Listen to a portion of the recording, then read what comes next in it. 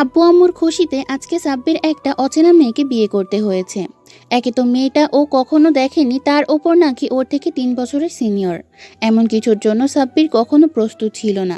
বিয়ের সপ্তাহখানেক আগে আব্বু ওকে বলে, আব্বু, আমি আর তোমার আম্মু তোমার জন্য মেয়ে দেখেছি। এখন তুমি কি বলো? আব্বু, হঠাৎ মেয়ে দেখলে যে? বয়স তো আর কম হচ্ছে না, বরং বাড়ছে। তাহলে বিয়েটা করতে হবে না? কিন্তু আব্বু, হঠাৎ করেই বিয়ের কথা বলছো, আবার মেয়ে দেখলে? আমাকে তো কিছু জানালে না। কেন জানতে হবে? কেন? আর তুমি না বলেছিলে আমরা যার সাথে বিয়ে ঠিক করব তাকেই বিয়ে করে নেবে? আব্বু, তুমি মেয়েটাকে একবার দেখো, ওর বিহেভিয়ারটা ভালো লাগবে। কোনো দেখা দেখির দরকার নেই, একবারে বিয়ের পর দেখো। শোনো, মেয়েটা অনেক ভদ্র আর পর্দাশীল, তাই তোমার সামনে আসবে না। তোমার আম্মু দেখেছে, ও অনেক মিষ্টি একটা মেয়ে, একদম তোমার জন্য পারফেক্ট। বিয়েটা করো, বুঝতে পারবে আমরা তোমার জন্য কোনো ভুল সিদ্ধান্ত নেইনি। আব্বু আম্মুর মুখের উপর কথা বলার সাহস সাব্বিরের নেই। তাই অনিচ্ছা থাকা সত্ত্বেও বিয়েটা করতে হয়েছে। সাব্বিরের কারোর সাথে রিলেশন ছিল না, আর না কাউকে পছন্দ করত। পড়ালেখা আর ক্যারিয়ারটা নিয়ে ব্যস্ত থাকাতে এসব নিয়ে ভাবা হয়নি। আপনারা কি ভাবছেন, গল্পের হিরোর চেহারা খারাপ, বাজে অভ্যাস আছে, তাই কোনো গার্লফ্রেন্ড নেই? তেমনটা নয়, অনেকটা স্মার্ট আর স্টাইলিশ আর একদম কিউট আর চকলেট বয়। সাব্বির আব্বু আম্মুকে কথা দিয়েছিল কখনো কোনো রিলেশনে জড়াবে না। আর এর অনেক বড় একটা কারণও আছে অবশ্য। আর কারণটা ছিল সাব্বিরের একটা ফ্রেন্ড। ও একটা মেয়েকে ভালোবেসেছিল, তাকে না পাওয়ার কষ্টটা সহ্য করতে না পেরে সুইসাইড করেছিল। তখন থেকে সাব্বির প্রেম ভালোবাসাকে ভয় পায়। তাই ভেবেছিল বাসার মানুষের কথাতে বিয়ে করে নিবে। কিন্তু হুটহাট করে আব্বু আম্মু যে ওর জন্য এত বড় একটা ডিসিশন নিবে সাব্বির ভেবে উঠতে পারেনি। তার উপর যাকে কখনো দেখেনি তাকে বিয়ে করতে হয়েছে, আর মেয়েটা ওর থেকে সিনিয়র। ভাবলেই সাব্বিরের রাগ হচ্ছিল। তো সাব্বির রুমের সামনে দাঁড়িয়ে ভাবছিল কি থেকে কি হয়ে গেল। এর মাঝে আম্মু এসে দেখে সাব্বির রুমের সামনে দাঁড়িয়ে আছে। তখন আম্মু ওকে বুঝিয়ে রুমে পাঠিয়ে দেয়। সাব্বিরও বাধ্য ছেলের মতো রুমে আসে। তারপর দরজাটা আটকে দিয়ে বিছানার কাছে আসতেই দেখতে পায় একটা পর্দাশীল মেয়ে ওর বিছানার উপর বসে আছে। সাব্বির ভেবেছিল রুমে এসে অন্তত দেখবে মেয়েটা মুখের নিকাবটা খুলে ফেলেছে, কিন্তু না, সেটা করেনি। সাব্বিরের মনে হচ্ছে মেয়েটা হয়তো অনেক বাজে দেখতে আর কুৎসিত কালো বলে নিজেকে ঢেকে রেখেছে। কথাগুলো ভেবে ও মেয়েটার সামনে দাঁড়িয়ে রইল। তখন মেয়েটা উঠে এসে ওর সামনে দাঁড়ালো। সাব্বির ভাবলো মেয়েটা সালাম করবে, কিন্তু ওকে চমকে দিয়ে মেয়েটা বলতে লাগলো, আপনার আসতে কতক্ষণ সময় লাগে? আমার আসার জন্য আপনাকে তো অপেক্ষা করতে বলিনি। তা হয়তো বলেননি, কিন্তু আপনি আমার স্বামী, আর আজকে আমাদের বাসরাত। তাহলে আমি আমার স্বামীর জন্য অপেক্ষা করব না কেন? দেখেন, আমাকে নিয়ে এত ভাবতে হবে না আপনার। ঘুম পেলে আপনি ঘুমিয়ে পড়ুন। ঘুমাবো মানে? আপনি আমাকে আদর করবেন না? মেয়েটার হুটহাট এরকম প্রশ্নে সাব্বির অবাক দৃষ্টিতে ওর দিকে তাকিয়ে রইল। তারপর বলল, কেন? আদর করতে হবে কেন? বিয়েটাতে স্বামী স্ত্রীকে অনেক বেশি ভালোবাসে, আপন করে নেয়। তাহলে আপনি আমাকে আদর করবেন না কেন? আমি না আপনার বউ? কিসের বউ? আমি আপনাকে স্ত্রী হিসেবে মানি না। যেখানে আপনাকে কখনো দেখিনি সেখানে ভালোবাসতে যাবো কেন? আপনি কি আমার উপরে খুব রেগে আছেন?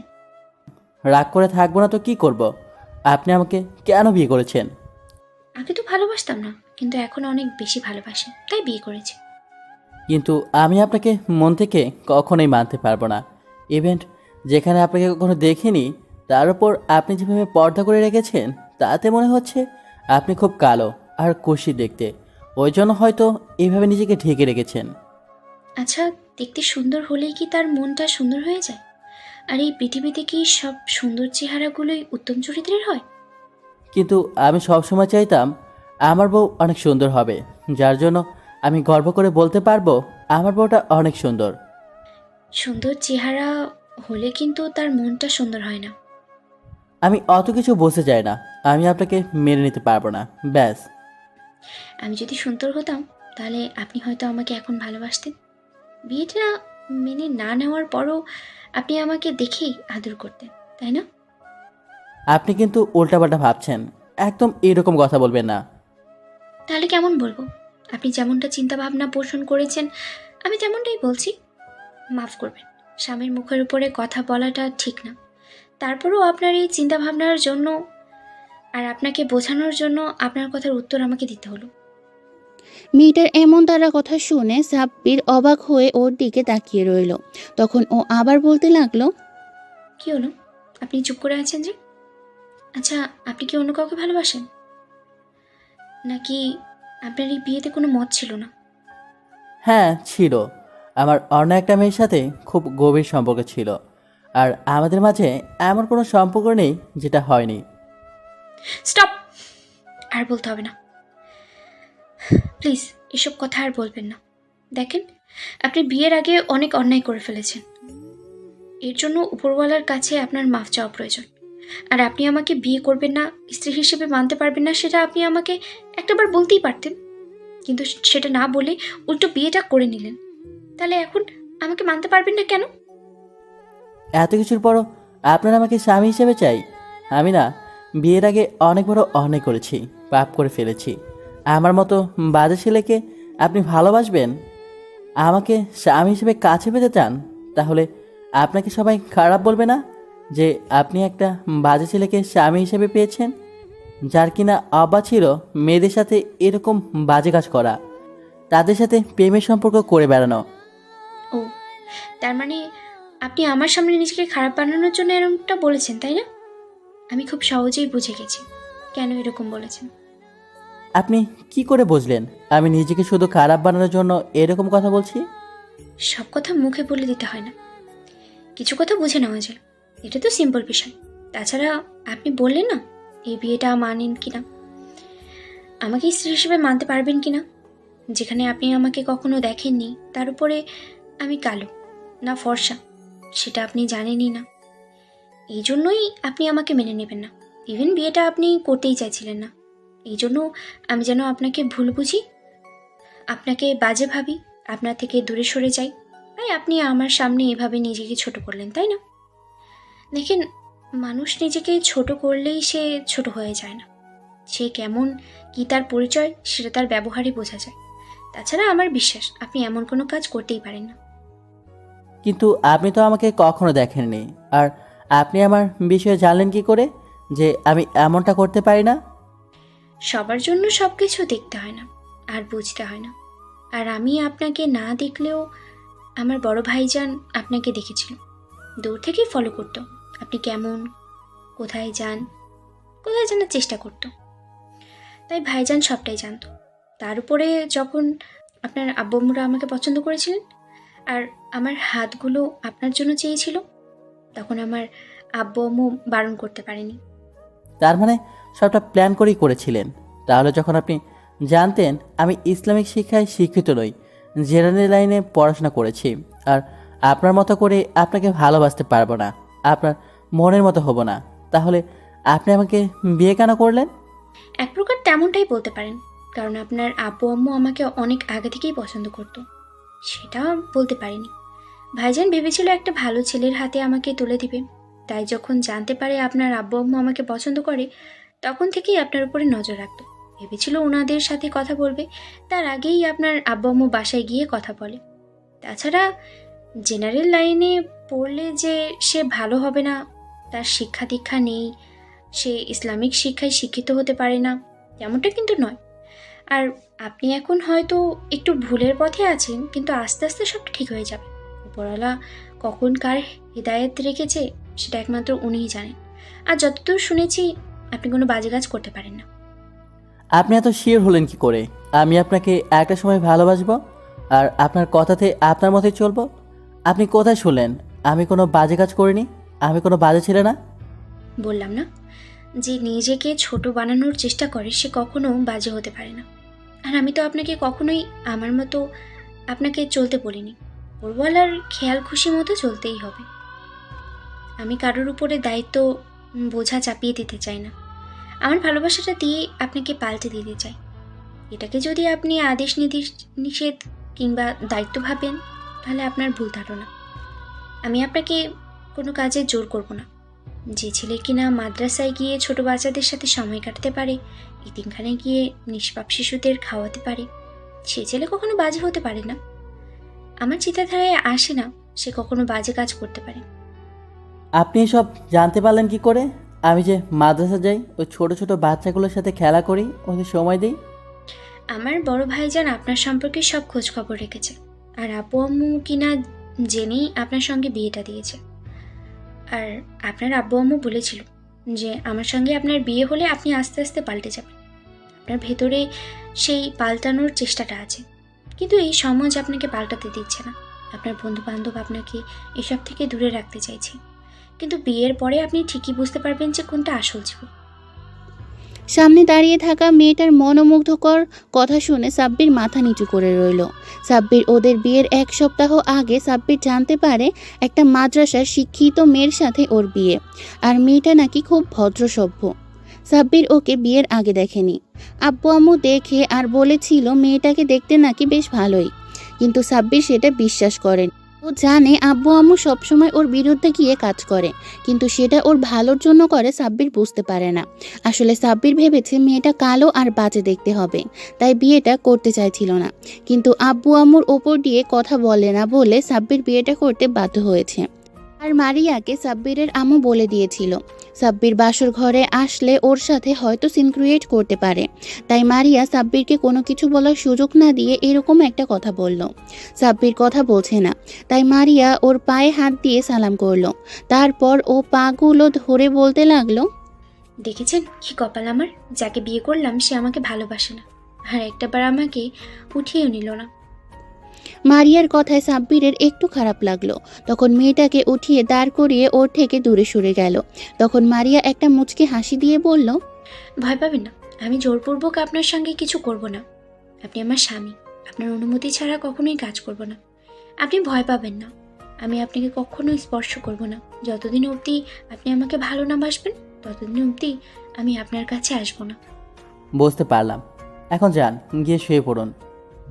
শুয়ে পড়বো মানে? তাহলে আপনি কোথায় যাবেন? আমি আর যাই হোক আপনার সাথে একই বিছানায় থাকতে পারবো না, কারণ আমি আপনাকে ভালোবাসি না। যদি ভুল করে আপনার সাথে উল্টাপাল্টা কিছু একটা হয়ে যায়। ভুল হলে হয়তো আপনার স্ত্রীর সঙ্গেই হবে, তাছাড়া আপনি আমাকে ভালোবাসেন না, তাহলে নিজের উপরে কন্ট্রোল রাখতে পারবেন না, তাহলে কেমন পুরুষ মানুষ আপনি? আমি কিন্তু এমন কোনো কথা বলিনি। আসলে আমার শোয়াটা তেমন ভালো না। যদি উল্টাপাল্টাভাবে আপনার গায়ের উপর পা তুলে দিই, তখন হয়তো আপনি খারাপ ভাববেন, এই আর কি। দেখুন, ঘুমের মধ্যে স্বামী তার স্ত্রীর উপরে হাত পা উঠিয়ে দিতেই পারে, এতে বাজে ভাবার কি আছে? তাছাড়া এখন আপনার অধিকার আছে, আপনি আমাকে ধর্ম মোতাবেক বিয়ে করেছেন, তাই এখানে বাজে কিছু ভাবার কোনো প্রশ্নই আসে না। আপনি আমাকে ভালোবাসতে না পারেন, কিন্তু আমি তো আপনাকে 3 বার কবুল করার পর থেকে স্বামী হিসেবেই মেনে নিয়েছি আর ভালোবাসার চেষ্টা করেছি, তাই আমি এতে কিছু মনে করব না। আপনি বিছানায় শুয়ে পড়েন। সাব্বির কথা বলছে না, চুপচাপ দাঁড়িয়ে আছে। তাই মারিয়া বুঝতে পারলো সাব্বির ওর সাথে একই বেডে থাকতে চাইছে না। মারিয়া একটা মুচকি হাসি দিয়ে বলল, ভয় পাবেন না, আমি বিছানায় থাকবো না। আপনি বিছানায় শুয়ে পড়েন, আমি নিচে শুয়ে পড়ছি। মানে আপনি নিচে শুবেন কেন? স্বামীকে নিচে রেখে আমি শান্তিতে ঘুমাতে পারবো না, এরকম একটা কাজ আমাকে করতে বলবেন না দয়া করে। আপনি বিছানায় শুয়ে পড়েন, আমি বিছানায় সেদিনই থাকবো যেদিন আপনি আমাকে মন থেকে মেনে নেবেন আর ভালোবেসে নিজের করে নিতে পারবেন। আপনি শুয়ে পড়েন, আমি চাই না আপনার মতের বিরুদ্ধে কিছু করতে। প্লিজ এটুকু দয়া করুন। মারিয়ার কথাতে সাব্বির কিছু না বলে বিছানায় গিয়ে শুয়ে পড়ল। তখন মারিয়া নিচে বিছানা করে শুয়ে পড়ল। সাব্বির ওর দিকে ফ্যালফ্যাল করে তাকিয়ে আছে। মারিয়া অন্যদিকে ঘুরে শুয়ে আছে, এখনও ওর মুখে পর্দাটা সরায়নি। আর কি করেই বা সরাবে? মারিয়া ভেবেছিল স্বামী এসে নিজ হাতে ওর নিকাবটা উঠিয়ে ওকে দেখবে, সেখানে ওকে না দেখেই বলে দিয়েছে ও নাকি কালো। তার উপর সাব্বির যেখানে চিন্তাধারা সুন্দর মেয়ে হলেই তাদের বিয়ে করতে হবে আর ওর বউ হওয়ার যোগ্যতা রাখে না, সেখানে মারিয়া চায় না ওকে এমন কিছু বোঝাতে কিংবা নিজের মুখের নিকাবটা সরিয়ে ওকে নিজের চেহারাটা দেখাতে। সেই ইচ্ছেটাও ওর মরে গেছে। তাই মারিয়া নিজেকে সাব্বিরের সামনে উপস্থাপন না করে এরকম কিছু বলল। তো পরদিন সকালে সাব্বির ভোরবেলা খেয়াল করলো মারিয়া ফজরের নামাজ পড়ে জায়নামাজে বসে দোয়া করছে। সাব্বির যেন ওকে মেনে নেয়, ওকে ভালোবাসে। মারিয়ার কান্নাকাটি দেখে সাব্বিরের বেশ খারাপ লাগলো, তারপরও চুপ করে রইল। একটা সময় সাব্বির আবারও ঘুমিয়ে পড়ে। তো সকাল 9টার দিকে কেউ একজন এসে সাব্বিরকে ধাক্কা দিয়ে ডাকতে লাগলো। কয়েকবার ডাকলে ও চোখ খুলে তাকালো, আর চোখ খুলে যাকে দেখলো তাকে দেখার পর সাব্বিরের হুঁশই উড়ে গেল। সাব্বিরের মনে হচ্ছিল ও কোনো স্বপ্নের মধ্যে আছে, কারণ ওর সামনে যে মেয়েটা দাঁড়িয়ে আছে তাকে দেখতে একদম হুড়পরিদের মতো, কেমন যেন চেহারাটা নূরের মতো জ্বলজ্বল করছে, যার জন্য সাব্বির তাড়াহুড়া করে উঠে বসলো। ওর এমন কিছু বিশ্বাস হচ্ছিল না, তাই সাব্বির চোখ টলতে টলতে আবার মেয়েটার দিকে তাকিয়ে বলতে লাগলো, আপনি এখানে? স্বামীর রুমেই তো স্ত্রী থাকে, এটা কি আপনি প্রথম জানেন? কি মানে? ও, আপনি তো আমাকে কালকে রাতে দেখেননি, আর বিয়ের আগেও দেখেননি। আর আমি চাইছিলাম না বিয়ের আগে আপনি আমাকে দেখেন। তখন আপনার অধিকারটা না থাকলেও এখন আপনার সম্পূর্ণ অধিকার আছে আমার মতো একটা কালো আর কুৎসিত মেয়েটাকে দেখার। আর হ্যাঁ, আপনি কালকে যাকে বিয়ে করেছেন, যাকে স্ত্রী হিসেবে মানতে পারবেন না বলেছিলেন, আমি সে। সাব্বির মারিয়ার কথা শুনে কিছু বলছে না, তাই মারিয়া মুচকি হাসি দিয়ে বলল, নিন, উঠুন। এখন থেকে আর এত বেলা অবধি ঘুমাবেন না দয়া করে। একটু ইবাদত বন্দেগিও করতে পারবেন সকাল সকাল উঠে। আর আব্বু আম্মু আপনাকে ডাকছে, চলুন খেয়ে নেবেন। আজকে প্রথম দিন তাই ডেকে তুলিনি, কিন্তু কালকে থেকে ফজরে ডেকে দেব। মারিয়া কথাগুলো বলে রুম থেকে বেরিয়ে গেল। তখন সাব্বির উঠে ফ্রেশ হয়ে নিল আর ভাবতে লাগলো, এত সুন্দর একটা মেয়েকে আব্বু আম্মু আমার জন্য বউ করে এনেছে, আর আমি কি না তাকে একটাবার না দেখেই এরকমভাবে উল্টাপাল্টা মন্তব্য করলাম। তো আম্মুর অনুরোধে মারিয়া শুধু মুখের নিকাবটা সরিয়েছিল, তাও হিজাব করে রেখেছিল। মেয়েরা ব্যতীত তেমন কেউ মারিয়াকে দেখতে পায়নি। মারিয়ার সৌন্দর্য দেখে সবাই ওর প্রশংসা করছিল, আর সাব্বির খাবার সময় শুধু ফ্যাল ফ্যাল করে ওর দিকে তাকিয়েছিল। সাব্বিরের এমন দ্বারা চাহনিতে মারিয়া বারবার শুধু লজ্জা পেয়ে মাথাটা নিচু করে নিচ্ছিল। আম্মু তখন সাব্বিরকে উদ্দেশ্য করে বলল, আব্বু, তুমি কি এখনো আমাদের উপর রাগ করে আছো? কেন আম্মু, তোমার হঠাৎ এই কথা মনে হলো কেন? না মানে, তুমি তো বিয়েতে রাজি ছিলে না, আর হুটহাট করেই তোমার বিয়েটা আমরা দিয়ে ফেললাম, তাই হয়তো তুমি এখনো আমাদের উপর রাগ করে আছো। তার উপর খাবার টেবিলে একটা বারো বৌমার সাথে কথা বললে না। আম্মু, আমি কারোর উপর রাগ করিনি। আমি তো তোমাদের আগেই বলেছিলাম আমার কোনো পছন্দ নেই, তোমাদের পছন্দেই আমার পছন্দ। তার মানে মারিয়া মাম্মনিকে তোমার ভালো লেগেছে, ও তোমার মনের মতো বউ হয়েছে। তোমার জন্য যোগ্য জীবনসঙ্গীকে আমরা তোমার হাতে তুলে দিতে পেরেছি। আম্মু, আমি তো তোমাদের বলেছিলাম যে তোমরা আমার জন্য যাকে পছন্দ করবে আমি তাকেই বিয়ে করে নেব। হ্যাঁ, এটা ঠিক যে হুটহাট করে তোমরা আমাকে বিয়েটা দেওয়াতে একটু রেগেছিলাম, আর যখন তোমরা আমার জন্য কিছু সিলেক্ট করেছো আর সেটা হয়তো আমি প্রথমবার না করলেও পরে সেটা মেনে নিতে বাধ্য হয়েছি, কারণ আমি জানি তোমরা আমার জন্য যেটা সিলেক্ট করবে সেটা খুব ভালোই হবে। দেখো আব্বু, তুমি যদি রাগ করে থাকো তাহলে সেটা সরাসরি বলে দাও। তাছাড়া এই মেয়েটা কিন্তু আমাদের বিশ্বাস করে তোমার বউ হিসেবে বাসায় রেখেছে, তুমি ওকে কখনো কষ্ট দিও না। সাব্বির আম্মুর কথাতে মাথা নেড়ে হ্যাঁ সূচক উত্তর দিলে মারিয়া বেশ অবাক হলো। কালকে রাত্রে যাকে কিনা এত রাগী কণ্ঠে কথা বলতে শুনেছে, আজ সে এত নম্র কণ্ঠে কথা বলছে। তাই মারিয়ার কাছে একটু খটকা লাগলো। ভাবতে লাগলো সাব্বির কি ওকে মেনে নেওয়ার চেষ্টা করছে। তারপর খাওয়া দাওয়া শেষ করে আম্মুর কথাতে মারিয়া বেশিক্ষণ বাইরে রইল না, কারণ বাইরে থেকে লোক আসতে শুরু করেছিল। তার ওপর মারিয়া সবসময় পর্দা করে, তাই কয়েকজন আত্মীয় স্বজনের সামনেই কিছুক্ষণের জন্য নিকাবটা সরিয়েছিল। মারিয়ারও কেমন লজ্জা লাগছিল মুখটা দেখাতে, আর আম্মু সেটা বুঝতে পেরে ওকে রুমে চলে যেতে বললে মারিয়া তাই করলো। মারিয়া রুমে এসে ব্যালকনিতে দাঁড়িয়ে রইল। তার একটু পর সাব্বির রুমে আসে। তারপর বিছানায় বসতেই মারিয়া বুঝতে পারে সাব্বির রুমে আসছে। এর মাঝে সাব্বিরের ফোনটা বাজতে লাগলো। তখন সাব্বির ফোনটা রিসিভ করে দেখলো ওর ক্লাসমেট একটা মেয়ে ফোন করেছে। তখনই সাব্বির ফোনটা রিসিভ করে কানে দিতেই ওপাশ থেকে কিছু বললে সাব্বির বলতে লাগলো, তুই আমার বিয়েতে আসলি না কেন? আমার কিন্তু খুব খারাপ লেগেছে জানিস। মারিয়া বুঝতে পারলো সাব্বির কোনো ফ্রেন্ডের সাথে কথা বলছে, কিন্তু সেটা মেয়ে না কি ছেলে ওর বুঝে আসছে না।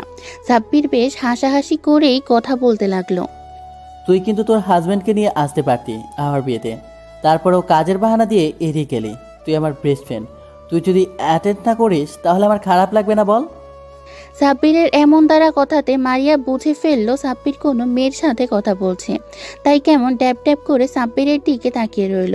সাব্বির বিষয়টা একবার খেয়াল করে আবার কথা বলাতে মনোযোগ দিল। তো আর আধা ঘন্টা কথা বলে তারপর সাব্বির ফোনটা রাখতেই মারিয়ার মনে হলো এই বিষয়টা নিয়ে ওর স্বামীকে কিছু বলা দরকার। তাই রুমে আসলো। তারপর সাব্বিরের সামনে দাঁড়াতেই সাব্বির বলতে লাগলো, আপনি কিছু বলবেন? বলছিলাম কি, আপনি যদি কিছু মনে না করেন তাহলে আপনাকে কিছু কথা বলতে পারি? হ্যাঁ বলেন। আপনি হয়তো কোনো মেয়ের সাথে কথা বলেছেন এতক্ষণ। হ্যাঁ, কিন্তু কেন? আর আপনি বুঝলেন কি করে? আপনার কথাতেই বোঝা গেছে। আচ্ছা, আপনি যদি কিছু মনে না করেন তাহলে আমি আপনাকে কয়েকটা কথা বলতে চাই। আপনি হয়তো সেটা উপদেশ ভেবে নিতে পারেন, কিন্তু এটা কোনো উপদেশ না। মনে হলো আপনাকে জানানো দরকার, আর বললে হয়তো আপনি আমার উপরে রেগে যেতে পারেন। না না, আপনি বলেন কি কথা বলবেন, আমি আপনার কথা শুনছি। আচ্ছা, একটা কথা কি জানেন তো, বিয়ের আগে যে কোনো ধরনের সম্পর্কে জড়ানো কিংবা কারোর সাথে আলাপ করা, যেমন কোনো মেয়ের পরপুরুষের সাথে কথা বলা বারণ, তেমনই কোনো পুরুষেরও কোনো পর নারীর সাথে কথা বলাটা ঠিক না। তার উপরে আপনি এখন বিবাহিত, অন্য কোনো মেয়ের সাথে আপনার কথা বলাটা মানায় না। আর এই বিষয়টা না আমাদের ইসলামের প্রাধান্য দেয়া না। তাই প্লিজ দয়া করে যদি আপনি এসব বাদ দিতেন তাহলে ওপরওয়ালা আপনার উপরে খুশি হতো। কিন্তু কেন? আর ও তো আমার ফ্রেন্ড, ওর সাথে কথা বলে কি সমস্যা? উম, সমস্যা তো হয়নি, কিন্তু সমস্যা হতে বেশি দিন সময় লাগবে না। একটা ছেলে আর একটা মেয়ে যখন কথা বলে, তাদের মধ্যে দ্বিতীয় কোনো ব্যক্তি থাকলে সেটা শয়তান থাকে। আর শয়তান চেষ্টা করবে আপনাদের মাঝে মায়ার সৃষ্টি করতে। আর মায়া যেমন ভালো একটা দিক আছে, তেমনইভাবে এর খারাপ দিকটাও আছে। এই মায়া থেকেই কিন্তু মানুষের প্রতি আকৃষ্ট হয়, তারপর একটা সময় মানুষ ভুল কিছু করে বসে। বলছিলাম যে আপনি তো এখন বিবাহিত, তাই অন্য মেয়েগুলোর সাথে এভাবে হাসাহাসি করে কথা না বললেই ভালো হয়। আপনি কি বলতে চাইছেন? ওরা তো আমার ফ্রেন্ড, ওদের সাথে একবারে কথা বলা বন্ধ করে দিব?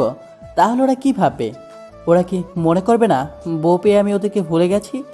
বউ পাগলা বলবে আমাকে, আর কথা বলা বাদ দিয়ে দিলে বলবে আমার ইগো বেড়ে গেছে। সেটাও ঠিক। আর আমি আপনাকে বলছি না একেবারে কথা বলা বাদ দিয়ে দিতে। আপনি আস্তে আস্তে কথাটা বন্ধ করে দিন। বন্ধ না করতে পারলেও কম কথা বলুন।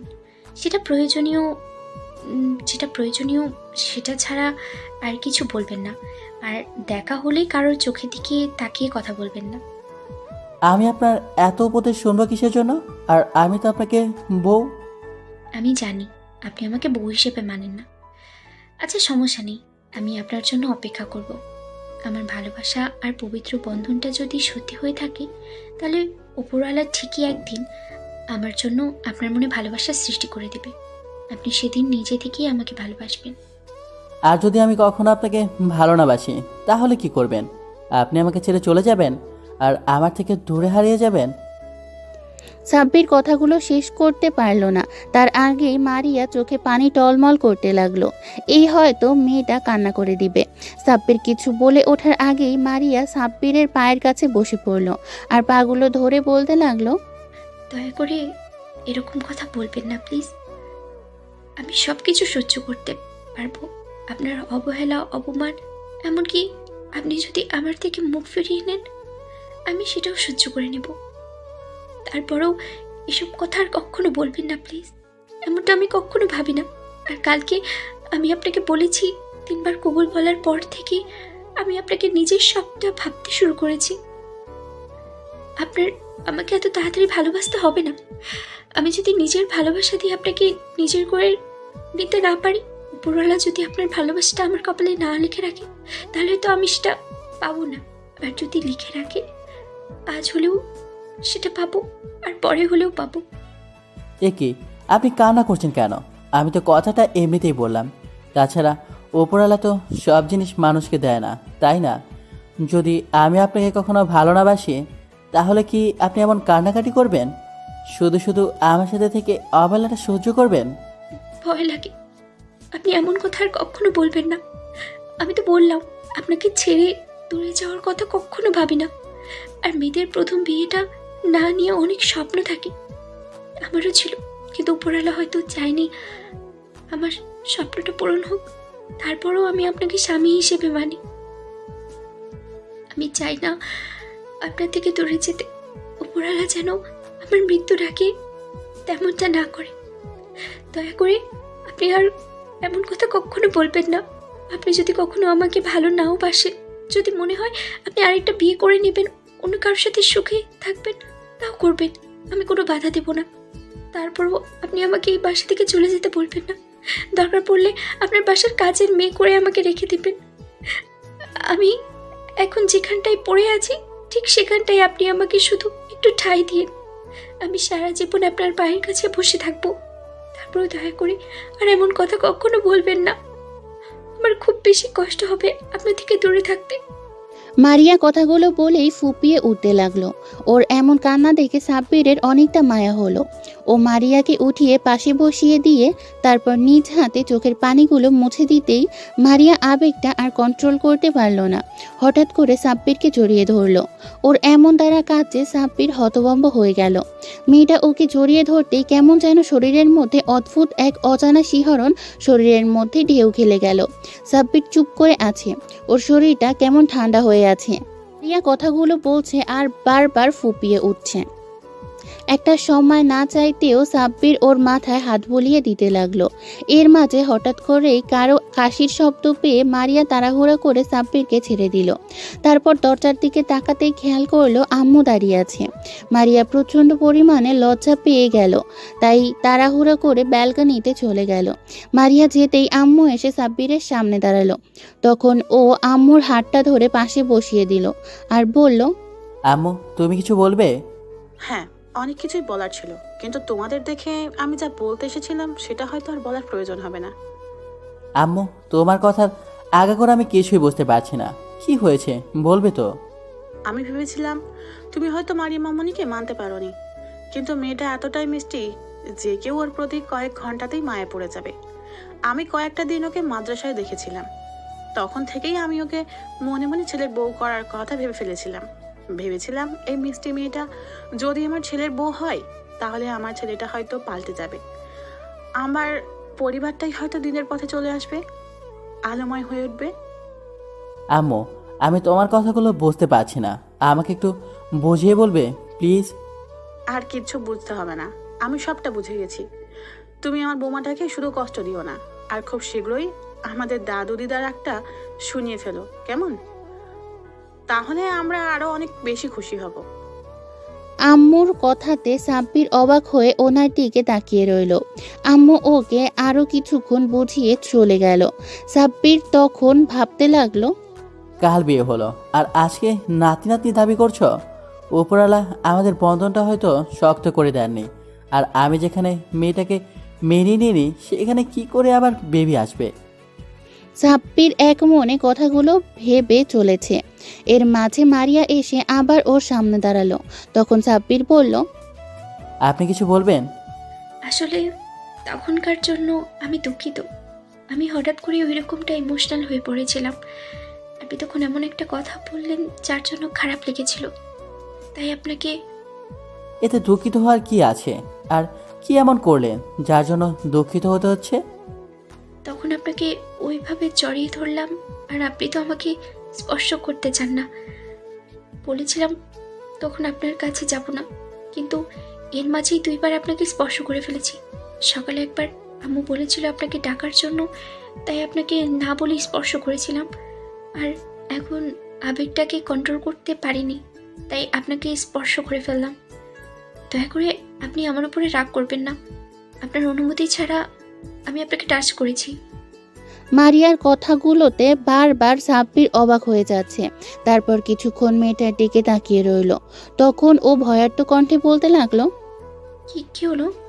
আপনি এখনো রাগ করে থাকবেন আমার উপরে? দয়া করে মাফ করে দিন। না না, রাগ করিনি, আসলে ভাবছিলাম আপনার কথার কি জবাব দেব। তাছাড়া যেখানে অন্যান্য সব সম্পর্কে স্বামী তার স্ত্রীকে ইচ্ছে মতো স্পর্শ করে, স্ত্রী তার স্বামীকে যখন তখন স্পর্শ করে, সেখানে আপনি বারবার আমার কাছ থেকে অনুমতি নিচ্ছেন আর না চাইতে স্পর্শ করার জন্য আমার কাছে ক্ষমা চাইছেন। এটা কি আমাদের ইসলামে আছে? হ্যাঁ, অবশ্যই আছে। কারণ স্বামী স্ত্রীর জন্য আল্লাহ দেওয়ার শেষ আশ্রয়স্থান। আমাদের নবী সাল্লাল্লাহু আলাইহি ওয়াসাল্লাম বলেন, আল্লাহর পরে যদি কাউকে সেজদা করার অনুমতি থাকতো তাহলে উনি সকল স্ত্রীদের বলতেন যেন তার স্বামীকে সেজদা করে। কিন্তু আল্লাহ ছাড়া কারোর সামনে মাথা নত করতে নেই বলেই তিনি এই প্রথাটা চালু করেননি। বিয়ের পরে স্ত্রীকে তার স্বামীর সব কথা শুনে চলতে হয়। স্বামী যদি তার স্ত্রীকে না খাইয়েও রাখে, তারপরেও ওই স্ত্রী যেন স্বামীর মুখের উপরে কথা বলার সাহস যেন না করে। কিন্তু তাতে তো আপনাদের উপর অধিকার চাপিয়ে দেওয়া হয়। আপনার কাছে তেমনটা মনে হতে পারে, কিন্তু একজন বিয়ের কাছে তার শেষ আশ্রয়স্থান যেমন স্বামী হতে পারে, তেমনি স্বামীর কথাটা শোনাও তার দায়িত্ব। আর স্বামীর একটা কথার অবাধ্য হলে সে মেয়ে নিশ্চিত জাহান্নামে যাওয়ার জন্য প্রস্তুত থাকবে। তাই আমি চাই না আপনার কথার অবাধ্য হতে। আপনাকে স্পর্শ করার জন্য আপনি আমাকে মাফ করবেন প্লিজ। আমি রাগ করিনি তো, এত মাপ চাইতে হবে না আপনাকে। তাছাড়া আপনি তো আমার স্ত্রী, আপনি আমাকে স্পর্শ করতেই পারেন। হ্যাঁ, করতে পারি, কিন্তু সেটা আপনার অনিচ্ছায় না। আর আপনি তো আমাকে স্ত্রী হিসেবে মানেন না। যেখানে বিয়েটা নিজের ইচ্ছায় করেননি সেখানে স্ত্রী হিসেবে মানবেনই বা কি করে?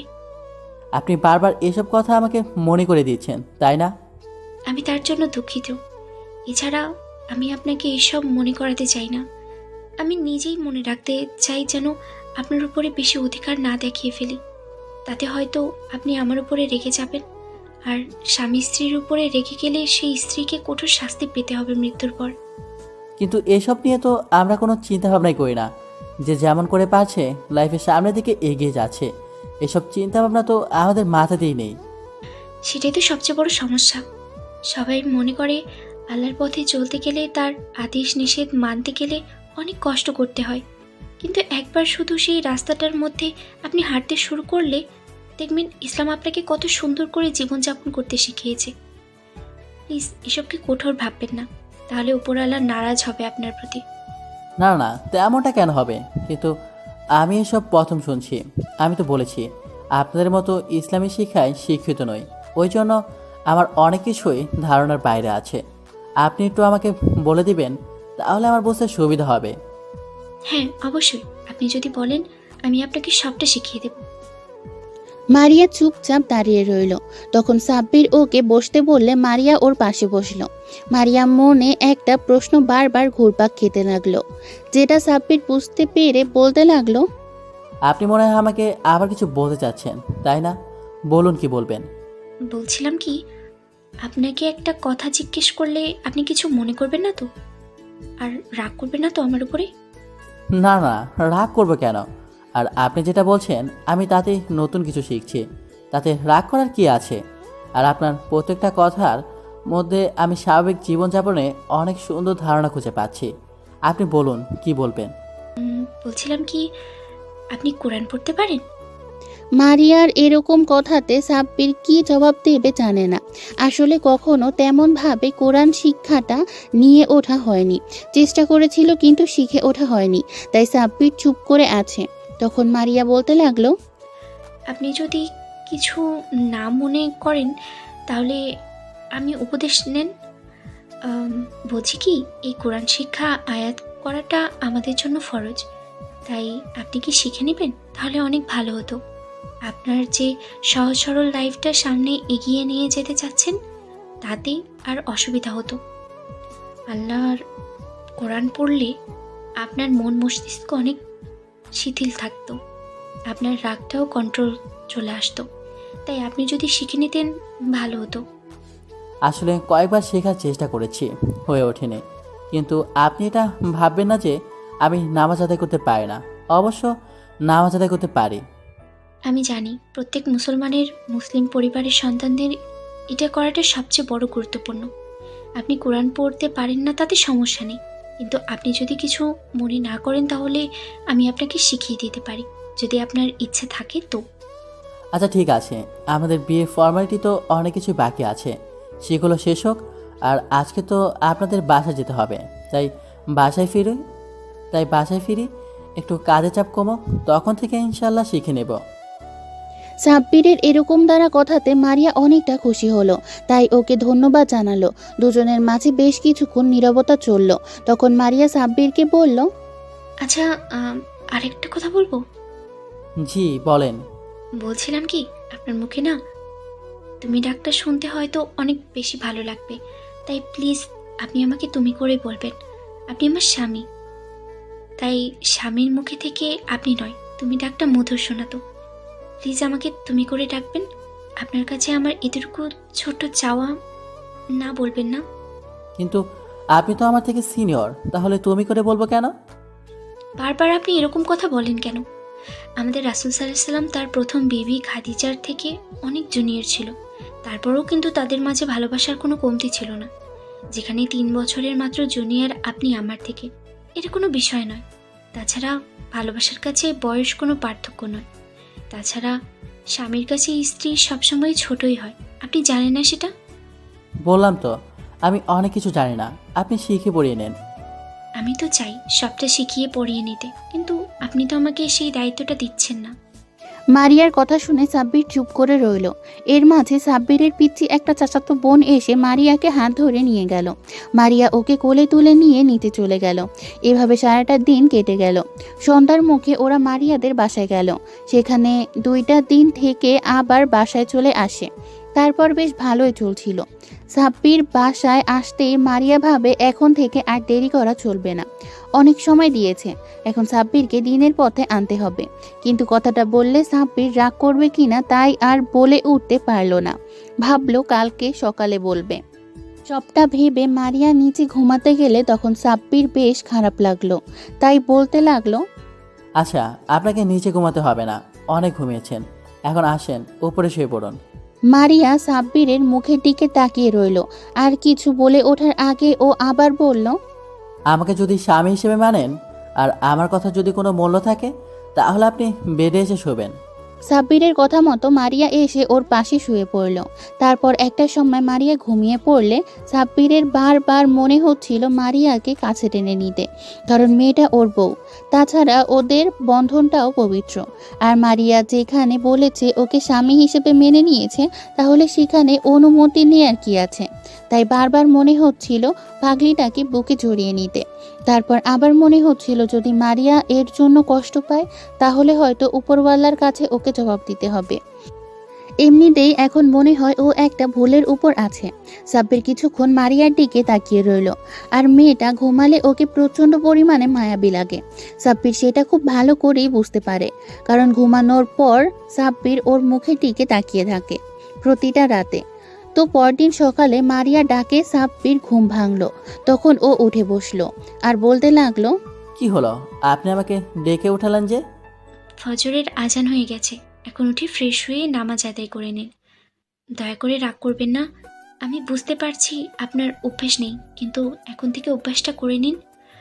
অনেক নামাজ পড়ছে ছেড়ে এসেছেন, এগুলোর জন্য আপনাকে অনেক শাস্তি পেতে হবে। সেই ভুল কাজটার জন্য আপনাকে আল্লাহ দরবারে হাত তুলে মাফ চাইতে হবে। এখন থেকে দয়া করে নামাজ ছাড়বেন না। আমি এতদিন আপনাকে কিছু বলিনি, কারণ এতদিন বিয়ের সব কাজ ছিল তাই। তারপর যদি হুটহাট করে বলি, দেখা গেছে আপনি রেগে যেতে পারেন, আর আপনি ভাবতে পারেন আমি আপনার উপরে টর্চার করছি কিংবা আমার দায়িত্ব চাপিয়ে দিচ্ছি। তাই আপনাকে আস্তে আস্তে বোঝাতে চেয়েছিলাম। প্লিজ এখন উঠে, ফজরের ওয়াক্তটা শেষ হয়ে যাচ্ছে। মারিয়া মনোমুগ্ধকর কথা শুনে সাব্বির ওর প্রতি শ্রদ্ধা বেড়ে যাচ্ছে। তাই উঠে গিয়ে ফ্রেশ হয়ে এসে তারপর খেয়াল করলো জায়নামাজটা রাখা আছে। তখন সাব্বির গিয়ে নামাজ আদায় করে নিল। নামাজ শেষ হতেই সাব্বির দেখলো মারিয়া রুমে নেই। ও গিয়ে যখনই বিছানায় বসতে যাবে, এর মাঝে মারিয়া এসে বলতে লাগলো, এখন আর ঘুমাবেন না প্লিজ। ফজরের পরে ঘুমানোর ঠিক নয়, তাহলে শরীরের জন্য ক্ষতি হয়। আপনি একটু বাইরে থেকে হাঁটাহাঁটি করে আসেন, আপনারও ভালো লাগবে দেখবেন। মারিয়ার কথা শুনে একবার মনে হয় মেয়েটা অধিকার ফলাতে শুরু করেছে, কিন্তু আবার পরক্ষণেই মনে হচ্ছে হয়তো মারিয়া সবটা হাদিস বা কোরআনের মধ্যে থেকেই বলছে। কারণ মাদ্রাসায় যারা পড়েছে তারা আল্লাহর আদেশ নিষেধ ছাড়া কোনো কাজ করে না। তার উপর মারিয়া একজন দিনদার নারী, তাই সাব্বির ওর কথাটা রাখতে বাসা থেকে বেরিয়ে গেল। ও পাঞ্জাবি পরা অবস্থাতেই ছিল। এটা দেখে আম্মু বুঝতে পারলো যে সাব্বির হয়তো ফজরের নামাজটা আদায় করেছে, কারণ কালকে রাত্রে আম্মুর সাথে মারিয়ার কথা হয়েছে। ও বলেছিল সাব্বিরকে যেভাবেই হোক দিনের পথে নিয়ে আসবে আর ওকে বুঝিয়ে দিবে ও যেটা করে সেটা ভুল। এভাবে প্রায় 15টা দিন কেটে গেল। এর মাঝে সাব্বির মারিয়া প্রতিদিন শ্রদ্ধা বেড়ে যাচ্ছে, কারণ ও যেটা বলছে সেটা সাব্বির বুঝতে পারছে যে ওর ভালোর জন্যই, আর এটাই হয়তো ইসলামের নিয়ম। প্রথমে সাব্বিরের কাছে সবকিছু কঠিন লাগলেও আস্তে আস্তে কেমন যেন অভ্যাসে পরিণত হয়ে যাচ্ছে। যে ছেলেটা কিনা এক ওয়াক্ত নামাজ আদায় করতো না, সে ছেলেটা এখন এক ওয়াক্ত নামাজ ছাড়ে না। 15 দিনে সাব্বির এখন রেগুলার মসজিদ মুখ হয়ে গেছে। আর ফজরে এখন আর সাব্বিরকে ডেকে উঠাতে হয় না, নিজেই উঠে নামাজ আদায় করে নেয়। মাঝে মধ্যে তো মারিয়ার আগে ওঠে, তারপর ওকে ডেকে ওঠায়। এমন কিছু দেখে মারিয়া অবাক হয়ে যায়। সাব্বির এরকম ধারা পরিবর্তন দেখে আব্বু আম্মু অনেক খুশি হয়েছে আর মারিয়াকে ধন্যবাদ জানিয়েছে। অন্যদিকে মারিয়ার মনটা খারাপ থাকে প্রায়, কারণ মারিয়া এখনও ওকে মন থেকে মেনে নেয়নি।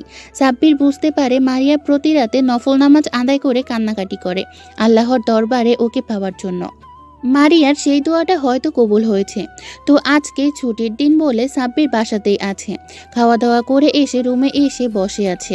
এর মাঝে মারিয়া রুমে আসে, দেখে সাব্বির কি যেন একটা ভাবছে। তখন মারিয়া গিয়ে ব্যালকনিতে দাঁড়িয়ে রইল। সাব্বির বুঝতে পারে মেয়েটার মনটা খারাপ থাকে সব সময়। সাব্বির আগে থেকে অনেকটা চেঞ্জ হয়ে গেছে, আর তার সবচেয়ে বড় কারণ হচ্ছে মারিয়া। সাব্বির বুঝতে পারছে মারিয়া ওকে দিনের পথে আসতে সাহায্য করেছে। সাব্বির 15টা দিনে মারিয়ার প্রতি অনেক দুর্বল হয়ে গেছে, ওকে ভালোবেসে ফেলেছে, কিন্তু বলতে পারছিল না। বিয়ের প্রথম রাতে যেভাবে ওকে ইগনোর করেছে তাতে ওকে বলতে সংকোচ হচ্ছিল, কিন্তু ও প্রায় খেয়াল করে মারিয়া মন খারাপ করে থাকে। আর রাতে যখন কান্নাকাটিটা দেখে তখন বেশ খারাপ লাগে। তাই ও মাঝে মধ্যে ভাবে মারিয়াকে মেনে নেবে, কিন্তু কি থেকে কি বলবে বুঝে উঠতে পারে না। আজকেও ঠিক তেমন করে মারিয়াকে খেয়াল করছে। মারিয়া বারবার হাতের উল্টো পিঠ দিয়ে চোখ মুছছে। সাব্বিরের বুঝতে বাকি রইল না পাগলিটা হয়তো কান্না করছে, তাই সাব্বির ওকে ডাকলো। এই যে শুনছেন, একটু আসবেন এদিকে। সাব্বির কথাটা বলে শেষ করার আগে মারিয়া এসে ওর সামনে দাঁড়ালো। তারপর হাস্যোজ্জ্বল চেহারা নিয়ে বলতে লাগলো, বলুন আপনার জন্য কি করতে পারি? সাব্বির মারিয়ার মুখের দিকে তাকিয়ে রইল, তারপর ওর হাত ধরে পাশে বসিয়ে দিল। মারিয়া অবাক হয়ে গেল, কারণ সাব্বির সেদিনের পর আর একটা বারও ওকে স্পর্শ করেনি। বিয়ের পর দিন মারিয়া যখন সাব্বিরকে নিচে থেকে জড়িয়ে ধরেছিল তখন ওর মাথায় হাত বুলিয়ে দিয়েছিল, আর আজকে দ্বিতীয়বার ওর হাতটা ধরে নিজের পাশে বসিয়ে দিল। মারিয়া চোখের পানি টলমল করছে। তখন সাব্বির ওর গালের পাশে হাত রাখতেই সাব্বির হাতে হাত রাখলো আর বলতে লাগলো, আপনাকে কোনো কারণে আমি কষ্ট দিয়ে ফেলেছি, যার জন্য আপনি আমার উপরে রাগ করে আছেন, তাই না? আমাকে বলুন, আমি কোনো অন্যায় করেছি কিনা? না না, আপনি কোনো অন্যায় করেননি। আসলে আপনাকে প্রায়ই দেখি মন খারাপ করে থাকেন। আমি কি জন্য মন খারাপ করে থাকি সেটা আপনিও জানেন। আমি তো এখন আপনাকে প্রচণ্ড পরিমাণে ভালোবাসি, আপনি সেটা বোঝেন। তাছাড়া স্বামীর ভালোবাসাটা না পেয়ে স্ত্রী কতদিন দূরে থাকবে বলুন? 15টা দিন হয়ে গেছে আপনি একটাবারও নিজের থেকে আমাকে স্পর্শ করেননি, তারপরে আজকে নিজের থেকে আমার হাত ধরলেন, তাই একটু অবাক লাগছে। কি করব বলেন, আমি তো বিয়েটা মন থেকে মানতে পারছি না।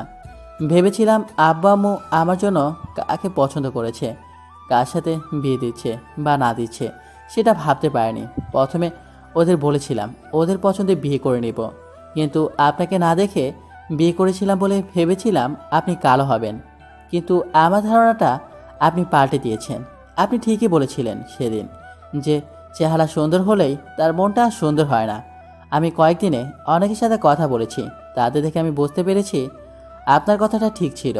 আমি উপরওয়ালার কাছে বারবার চাইতাম যেখানে আমি কোনো সম্পর্কে জড়াইনি আমার বউটা যেন উপরওয়ালা অনেক বেশি সুন্দর দেয়। আমি তার দিকে তাকিয়ে অন্য কাউকে নিয়ে যেন না ভাবি। আর আল্লাহ একটা চাঁদ আমার ঘরে পাঠিয়েছে, একটা পরীকে আমার লাইফে পাঠিয়েছে। আমার সব ইচ্ছেগুলো পূরণ হয়ে গেছে। তার উপর আপনি দিন দিন যেভাবে আমাকে বোঝাতে শুরু করেছেন যে আমি ভুল করেছি, আপনার কথাতে সবটা মেনে চলতে শুরু করেছি। আব্বু আম্মু বলে আমার মধ্যে নাকি অনেকটা চেঞ্জ এসে গেছে। যে ছেলেটা কিনা 5 ওয়াক্ত নামাজও দূরে থাক, সপ্তাহে একবার মসজিদ মুখো হতো কিনা সন্দেহ ছিল, সে কিনা এখন 5 ওয়াক্ত নামাজ পড়ছে। সেটা শুধু আপনার জন্য সম্ভব হয়েছে। এখন জানেন তো, মাথায় কোনো টেনশন থাকে না, কোনো প্রেশার আমার মাথায় কাজ করে না। নামাজ পড়ে যখন বুক ভরে একটা নিঃশ্বাস নেই, তারপর যখন আপনি আমাকে নামাজে তাগিদ দেন, তখন আমার কাছে খুব ভালো লাগে। আর যখন সকালে ডেকে তোলেন, তারপর কোরআন শিক্ষার জন্য বলতে থাকেন, তখন আমার কাছে এতটা ভালো লাগে আপনাকে বলে বোঝাতে পারবো না। সব কিছুর জন্য আপনাকে অসংখ্য ধন্যবাদ। আর ধন্যবাদ ওপরওয়ালাকে, যার জন্য আমি এত সুন্দর একটা জীবন সঙ্গিনীকে পেয়েছি। দয়া করে ধন্যবাদ দিবেন না। এটা আমার কর্তব্য ছিল। সকল স্ত্রীর কর্তব্য তার স্বামীকে দিনের পথে আনার। আর একজন স্ত্রী পারে তার স্বামীকে আল্লাহর পথে দিকে ধাবিত করতে। আর আমিও হয়তো উপরওয়ালার কাছে আপনার জন্য একটা মাধ্যম ছিলাম, তাই মাধ্যম হিসেবে আপনার লাইফে এসে আপনাকে একটু সাহায্য করেছি। তাছাড়া আপনার মধ্যে ইচ্ছে ছিল বলেই আপনি এগোতে পেরেছেন, তাই ধন্যবাদ দেওয়ার কিছুই নেই। হ্যাঁ, সেটা হয়তো নেই, কিন্তু আমি এই 15টা দিনে অনেক কিছু ভেবে নিয়েছি। জি বলেন, কি ভাবছেন? তার আগে এখন থেকে আপনি আমাকে তুমি করে বলবেন, তাহলেই হবে। কিন্তু আপনি তো আমাকে আপনি করে বলেন, তাহলে কিভাবে হবে? ওকে, আমিও তুমি করে বলবো, আপনি বলবেন, তাহলেই তো হয়ে যায়। ঠিক আছে, আপনি কথাগুলো বলতে চাচ্ছিলেন আর আমি ভেবেছিলাম আমি কোনো ভুল করেছি, তার জন্য আপনি হয়তো আমাকে এভাবে ডেকেছেন। কেন, আমি আমার বউকে আমার কাছে ঢাকতে পারি না নাকি? না না, সেটা কেন নয়। আ- আর আমি তো আপনার জন্য সবসময় প্রস্তুত। আপনি যা বলবেন আমি সেটাই শুনবো। আমি বলছি কি, তুমি এখনো কিন্তু আমাকে তুমি করে বলছো না। আমার না কেমন লজ্জা লাগছে আপনাকে তুমি করে বলতে। তাহলে কি করে হয়? আমিও কিন্তু তুমি করে বলবো না। এ তো গেল আমার লাইফে চেঞ্জ হওয়ার কথাটা। তুমি যখন থেকে আমার লাইফে এসেছো, আমি ভাবতে শুরু করেছি তুমি হয়তো আমার জন্য পারফেক্ট ছিলে। উপরওয়ালা হয়তো এতদিন এই জন্যই প্রেম ভালোবাসা থেকে আমাকে দূরে রেখেছিলেন, যার মায় আমি বারবার পড়তে পারি। আমি তোমাকে ভালোবেসে ফেলেছি। ভালোবাসতে সারা জীবনের প্রয়োজন হয় না, 15 দিনের মধ্যেও ভালোবাসা যায়। সেটা আমি তোমাকে দেখার পরই বুঝেছি। আর প্রেম করে বিয়ে করলে যে তাদের সম্পর্কটা সুন্দর হয়েছে, সেটা কিন্তু নয়। তোমাকে দেখার পর মুগ্ধ হয়েছি। যতই তোমার কথাগুলো শুনছিলাম, ততই নিজেকে ভাগ্যবান মনে হচ্ছিল, কারণ তোমার মতো একটা মেয়েকে আমার সঙ্গী করে পেয়েছি। তাই তুমি কখনো আমাকে ছেড়ে যেও না, প্লিজ। সাব্বির কথাগুলো বলে শেষ করতে পারল না, তার আগেই মারিয়া ওর বুকে ঝাঁপিয়ে পড়ল, খুব শক্ত করে জড়িয়ে ধরে কান্না করে দিল। মারিয়া বুঝতে পারল সাব্বিরের এখন সম্মতি আছে ওকে মেনে নেয়াতে। এবার সাব্বিরও মারিয়াকে জড়িয়ে ধরে মাথায় হাত বুলিয়ে দিয়ে বলল, আর কান্না করতে হবে না পাগলি। তুমি প্রত্যেক রাতে তাহাজ্জুদের নামাজ পড়ে যখন ওপরওয়ালার কাছে দোয়া করতে, সেই দোয়াটা কিভাবে বিফলে যেতে পারে? এত বেশি চোখের পানি ফেললে সেই পানিটা কখনো বিফলে যায় না। তাই আমি তোমার ভালোবাসাটা বুঝতে পেরেছি। প্লিজ এখন কান্না করিও না। আমি জানতাম উপরওয়ালার কাছে আমি যেটা চাইবো উনি আজ হোক কিংবা কাল হোক দেবে। আর আমি জানতাম আমি ধৈর্য ধরে থাকলে উপরওয়ালা সেটা আমাকে দেবে। আমি আজকে অনেক খুশি, জানো তো। উপরওয়ালার কাছে হাজার শুকরিয়া। উনি যেন সারা জীবন এমন করেই আমাকে তোমার বুকে থাকার সুযোগটা দেয়। আমি যেন তোমাকে কখনো কষ্ট দিয়ে না ফেলি, সব সময় যেন ভালোবেসে আগলে রাখতে পারি। আচ্ছা ঠিক আছে, আর কান্না করতে হবে না। সাব্বির মারিয়াকে ছাড়িয়ে নিয়ে ওর চোখের পানি মুছে দিল। সারাটা দিন মারিয়া সাব্বিরের বুকে থাকলো। ওর মনে হচ্ছে জীবনের সবচেয়ে সুন্দর মুহূর্তগুলো ও আজকে পেয়েছে। যার কাছে সবচেয়ে বেশি সুখী থাকবে তাকে পেয়ে গেছে। আল্লাহর দরবারে হাজার লাখো কোটি শুকরিয়া আদায় করলো। তো রাতে সাব্বির রুমে আসলে দেখলো রুমটা বেশ সুন্দর করে সাজানো। সাব্বির অবাক হলে তারপর দরজাটা আটকে দিয়ে আসতেই মারিয়া বিছানা ছেড়ে উঠে এসে যখনই ওকে সালাম করতে যাবে, তখনই সাব্বির ওকে উঠিয়ে বুকের সাথে জড়িয়ে নিল। তখন মারিয়া বলল, অবাক হবার কিছু নেই। আম্মুকে আমি সবটাই বলতাম, কারণ আম্মুর থেকে আমি কিছু লুকাতে পারতাম না। আর তুমি তো জানো আমি কখনো মিথ্যে বলি না। এই জন্য আম্মু সবটা জানতে পেরে আজকে আমাদের বাসর ঘরটা সাজিয়ে দিয়েছে। আমাদের নতুন করে সব কিছু শুরু করতে বলেছে। তুমি আমার উপরে রাগ করোনি তো আম্মুকে সবটা বলাতে? না না না, আমি আমার বোটের উপর রাগ করতে পারি বলো? আর তুমি যেটা করেছো সেটা আমাদের ভালোর জন্যই করেছো। আচ্ছা শোনো, আমি ভেবেছি যেহেতু আজকে আমাদের বাসটা নতুন করে হচ্ছে, তাই আমি চাই সব কিছুই ওপরওয়ালার আদেশ নির্দেশ মেনেই হোক। তোমার অজু থাকলে চলো আমরা দূরে কাত নামাজ আদায় করে নেই, তারপর আমরা নতুন জীবন শুরু করব, কেমন? সাব্বিরের কথাতে মারিয়ার মনে হচ্ছে যে মানুষটাকে বিয়ের পর ভালোবাসার মতন একটা কঠিন সিদ্ধান্ত নিয়েছে সেটা বিফলে যায়নি। মানুষটা এখন রক্তে রক্তে নিঃশ্বাসে নিঃশ্বাসে ওর সাথে মিশে যেতে চাইছে, ওর মনের মতো হয়ে ওঠার চেষ্টায় আছে। কি হলো, যাও অজু করে আসো। তুমি জানো না আমি সবসময় পবিত্র থাকার চেষ্টা করি। তাহলে আর দেরি কেন, চলো নামাজ আদায় করে নেই। স্বামীর কথাতে সায় দিয়ে মারিয়া নামাজে দাঁড়িয়ে যায়। তারপর নামাজ শেষ করে সাব্বির মারিয়াকে কোলে উঠিয়ে নিয়ে বিছানায় বসিয়ে দেয়। তারপর যখনই ও উঠে দাঁড়ায়, মারিয়া বলতে শুরু করে, তুমি কোথায় যাচ্ছ? তুমি একটু বসো, আমি আসতেছি। সাব্বির আলমারি থেকে কিছু একটা বের করে এনে তারপর মারিয়ার সামনে রাখলো। মারিয়া দেখতে পেল বেশ কিছু টাকা সেখানে আছে। ও কিছু বলার আগেই সাব্বির বলল, এটা তোমার দেনমোহরের টাকা। সেদিন তো আমাদের ফুলসজ্জা হয়নি, আমি জানতাম না এসব পরিশোধ করে দিতে হয়। আমাদের বিয়ের সময় দেনমোহরে যতগুলো টাকার কথা লেখা হয়েছিল সব কয়টাই আছে এখানে। এগুলো তোমার হক, তুমি নিয়ে আমাকে এই দায়িত্ব থেকে উদ্ধার করো। সাব্বিরের কথায় মারিয়া মুগ্ধ হলো আর ওকে জড়িয়ে ধরল। সাব্বির ওর মাথায় হাত রাখতেই মারিয়া বলল, জানো, হয়তো জীবনে কখনো ভালো কাজ করেছিলাম, যার জন্য তোমার মতো একজন যোগ্য স্বামীকে জীবনে পেয়েছি। আমার আর কিচ্ছু চাই না। তুমি টাকাগুলো রেখে আসো, আমার যখন দরকার পড়বে আমি চেয়ে নিব।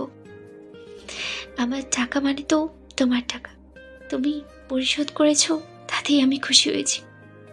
এই বিষয়ে আমার কোনো দাবি নেই। কিন্তু এই টাকাটা নেওয়ার কোনো হক আমার নেই, এটা তোমার জন্য। তাহলে আমি নেব কেন? বললাম তো, এটা আমার মানেই তোমার। এখন রেখে আসো। মারিয়ার কথাতে সাব্বির টাকাগুলো রেখে আসলো। তারপর মারিয়ার কাছে এসে দুজনে দুজনের চোখের দিকে অপলক নয়নে তাকিয়ে রইল। দুজনে মিলিত হলো ভালোবাসার এক পবিত্র বন্ধনে। পরদিন সকালে মারিয়া উঠে খেয়াল করে ও সাব্বিরের বুকে ঘুমিয়ে আছে, আর স্বামী ওকে খুব শক্ত করে জড়িয়ে ধরে রেখেছে। এমন কিছু দেখে মারিয়ার মুখে হাসি ফুটে ওঠে। এর মাঝেই ফজরের আজানের ধ্বনি হয়। তখন মারিয়া উঠে গিয়ে ফ্রেশ হয়ে নেয়। তারপর এসে সাব্বিরকে ডেকে তুলতেই ও গিয়ে ফ্রেশ হয়ে নিলে দুজনে ফজরের নামাজ আদায় করে নেয়। এভাবে চলছে দিন। এখন সাব্বির আগে থেকে অনেক বেশি চেঞ্জ হয়ে গেছে। তারপর একটা বছরের মধ্যে সাব্বিরের মাঝে পুরো পরিবর্তন এসে গেছে। এখন একদম অহংকারহীন মাটির মানুষ হয়ে গেছে। এর মাঝেই সাব্বির জানতে পেরেছে ওর মিষ্টি বউটার কোলচুরে এক ফুটফুটে সন্তান আসছে, যার জন্য ওদের বাসায় খুশির এক রেশ চলছে। এর মাঝে মারিয়ার শরীরেও পরিবর্তন এসে গেছে, মাতৃত্বের চিহ্নটা ওর মধ্যে চলে এসেছে। তাই সাব্বির মারিয়াকে কোনো কাজ করতে দেয় না। বিয়ের পর থেকেই মারিয়া সাব্বির আব্বু আম্মুকে প্রচণ্ড পরিমাণে ভালোবাসতে শুরু করেছে। তাই বাসার কেউই ওকে কোনো কাজ করতে দেয় না।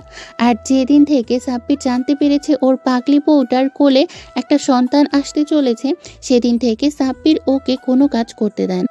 আস্তে আস্তে মারিয়ার ডেলিভারির সময়টাও এগিয়ে আসছে, আর ও অনেক বেশি ভয়ে আছে। কারণ এখনকার দিনে পুরুষ ডাক্তারগুলো অপারেশন করে, আর মারিয়া চায় না কোনো পুরুষ ওকে দেখুক কিংবা ওর শরীরে স্পর্শ করুক। আস্তে আস্তে মারিয়ার ডেলিভারির সময়টাও এগিয়ে আসছে, আর ও অনেক বেশি ভয়ে আছে। কারণ এখনকার দিনে পুরুষ ডাক্তারগুলো অপারেশন করে, আর মারিয়া চায় না কোনো পুরুষ ওকে দেখুক কিংবা ওর শরীরে স্পর্শ করুক। এমন কিছু ভেবে ওর মনটা খারাপ হয়ে থাকে। তো সাব্বির অফিস থেকে ফিরে এসে দেখে মারিয়ার মুখটা কালো। এমন কিছু দেখে সাব্বির তাড়াহুড়ো করে এসে পাগলিটার পাশে বসে, ওর গালে হাত রেখে বলতে আরম্ভ করে, আমার সোনা পাখিটার কি হয়েছে? এমন চাঁদের মতো মুখটা কালো কেন বউটার? না, এমনিতেই। কিছু তো একটা হয়েছে, বলো আমাকে কি হয়েছে। শোনো না, আমি বলছিলাম কি, কিছুক্ষণ পরে তো আমাদের বেবিটা আসবে, তাই ভাবছিলাম কি। আচ্ছা, তুমি সব কথা এত সংকোচ বোধ করো কেন? তোমাকে বলেছি না তুমি কোনো কাজে সংকোচ বোধ করবে না। তোমার যেটা বলতে ইচ্ছে হয় তুমি আমাকে বলবে। এখন সংকোচ না করে বলো কি বলার আছে। আমি না শুনেছি যে বেবি হওয়ার সময় নাকি যখন অপারেশন থিয়েটারে মেয়েদের নেওয়া হয় তখন পুরুষ ডাক্তাররা সেখানে থাকে। আর তুমি তো জানো আমি ছোটবেলা থেকে পর্দা করে এসেছি। আমি চাই না কোনো পরপুরুষ আমাকে দেখুক বা ভুলেও আমার শরীরে তার হাতের স্পর্শ লাগুক। সাব্বির বিষয়টা নিয়ে বেশ চিন্তিত হয়ে পড়ল। তারপর ওর হঠাৎ করে মনে হতে লাগলো, আচ্ছা তুমি টেনশন করো না, ভয় নেই পাগলি। মেয়ে ডাক্তারই তোমার অপারেশন করবে, কেমন? আমি আগে থেকে সবটা ব্যবস্থা করে রাখবো। তুমি আর এই বিষয় নিয়ে চিন্তা করো না শোনাবো।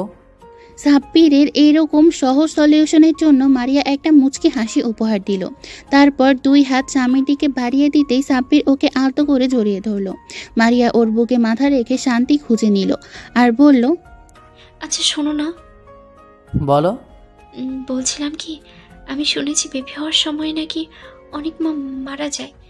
তাই যদি কখনো আমি না থাকি, আমাদের বেবিটা আসার সময় যদি আমার কিছু হয়ে যায়, তাহলে তুমি কিন্তু কখনো ওকে অবহেলা করবে না প্লিজ। থুর পাগলি, এসব কি বলো? এমনটা আর কখনো বলবে না, কেমন? আমি কখনো তোমাকে হারাতে পারবো না। আর কিছু হবে না, ওপরওয়ালা আছেন তো, উনি আমাদের দিকে তাকিয়ে আছেন। উনি কখনো আমাদের এরকমভাবে আলাদা করে দিবেন না, দেখো। তারপরেও ভয় হয় জানো তো, মনে হয় আমি তোমাকে হারিয়ে ফেলবো। কিচ্ছু হবে না শোনাবো। ওপরওয়ালার প্রতি বিশ্বাস রাখো, তিনি আমাদের এমন একটা পরীক্ষার মুখে ফেলবে না। তুমি টেনশন করো না, বসো, আমি ফ্রেশ হয়ে আসি, তারপর তোমাকে খাইয়ে দিব, কেমন? আরও কয়েকটা দিন কেটে গেল।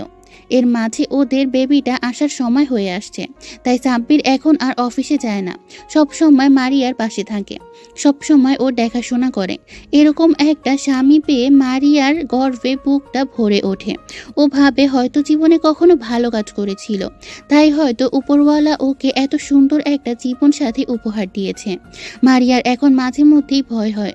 ওর বারবার মনে হয় এই মানুষটাকে হারিয়ে ফেলবে না তো। তারপরও কিছু বলতে পারে না। সাব্বির বিষয়টা বুঝতে পারলেই ওকে বুকের সাথে জড়িয়ে নেয়।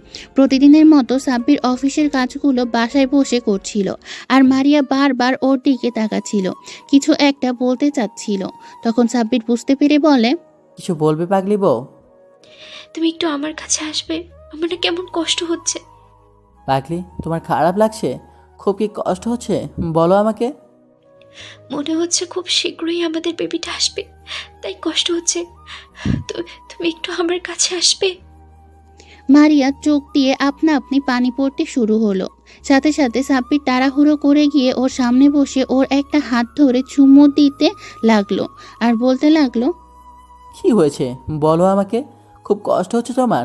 কিচ্ছু হবে না। আমাকে একটু হাসপাতালে নিয়ে যাবে, আমার না খুব কষ্ট হচ্ছে। মনে হচ্ছে বেবিটা হয়তো পৃথিবীতে আসতে চাইছে, আমাকে একটু নিয়ে যাও। মারিয়ার কথাতে সাব্বির অনেকটা ভয় পেয়ে যায়।